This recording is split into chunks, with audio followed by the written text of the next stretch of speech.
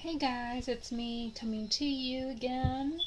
So today, I'd like to pick up where I left off yesterday. Just briefly speak about the news that I had heard about with the Titanic #2. So I'd like to hear your guys' thoughts on it. I think I found it on Facebook yesterday. It's really interesting. Who knows? There might be people that might dress the part to try and recreate Titanic, the first one, since it's going to have like the same style inside the ship. Of course, as I mentioned yesterday, up to regulations. That should be interesting. Hopefully, it doesn't sink. And if they say it's the unsinkable ship, who knows what might happen, but hopefully, things will be for the best, or be good. So, the next thing that I want to talk about that I was reading about today and I find to be very interesting of this chapter. Still the same book that we spoke about yesterday, but I want to have your guys' opinion on deception used in research. That is the last resort for any research, only to be done if necessary, and it's for methodological purpose. Has to be up to a certain degree that it can be done, and for a short time. You have to obtain informed consent, and you have to let the participants know of the risks that will come with the study. So you might ask yourself, how do you attain consent if it's a deception, using deception with limits in research? You can let the participants know certain information that is true, but a lot of research does not mention to the participants what the study is about until they do the debriefing at the end, which is required. Always debrief. Of course, this will bring consequences, mostly where the researcher may end up gaining mistrust and losing credibility. Different things can come, and it's quite interesting. This is in the book Understanding Research, Chapter 3, page 71. So you can find that here. It is, as stated in the book, in any type of study, it is not preferable. If you can accomplish the same effect and get the same answer or attain the same results without using deception, then that is the best. But deception is the last thing that you resort to.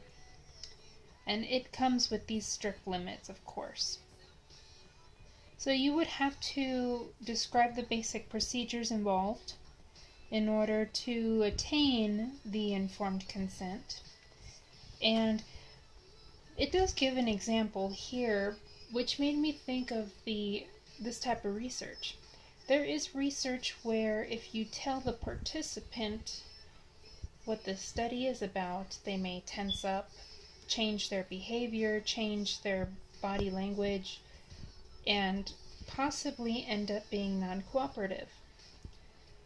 So this form is used in order to get the participant, and within the study they'll be able to act normal, do what they normally do in daily life, and nothing will be different, so that the researcher can study them in their natural form. If they were to tell them and they tense up or change behavior, etc., then the research will not come out how it's supposed to, and the results will not be good. So that is why they use deception. But it does come with its limits, as is stated here. So I mean, I find it to be ethical to a certain point if it's not going to physically or mentally or, harm the participant.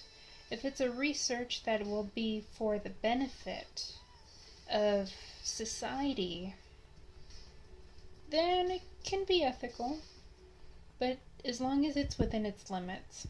Although it has been questioned before if it's ethical or unethical, but it's to a certain extent can be used as long as it's not harming the participant. But I would like to know what you guys think. I mean, it's an interesting topic, which we actually use in daily life. I mean, even as they call it, little white lies. I read that online. We use it mostly in daily life. I mean, we might not even realize that we use it, but we actually do to attain the answer that we want. It's kind of like manipulating the situation. But it's also done in research in many other areas, which I read a article like an hour ago about police deception, during interrogation, where they speak of the evidence, false evidence, where they tell the victim or the suspect about having false evidence or having evidence that incriminates them even further in order to attain a confession. So it's used in different areas. Sometimes we may not realize it, but it's there.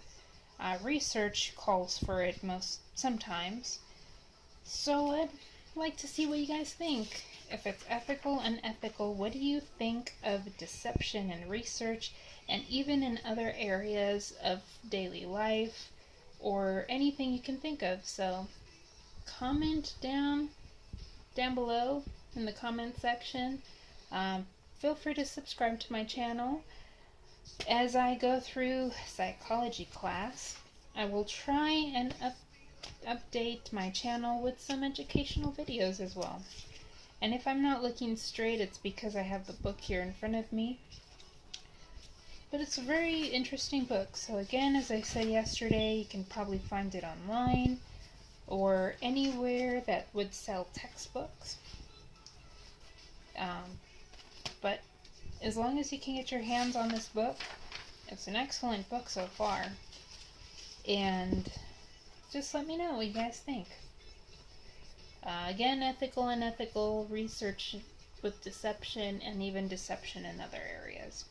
So thanks for watching my channel, and I will see you guys next time. Bye!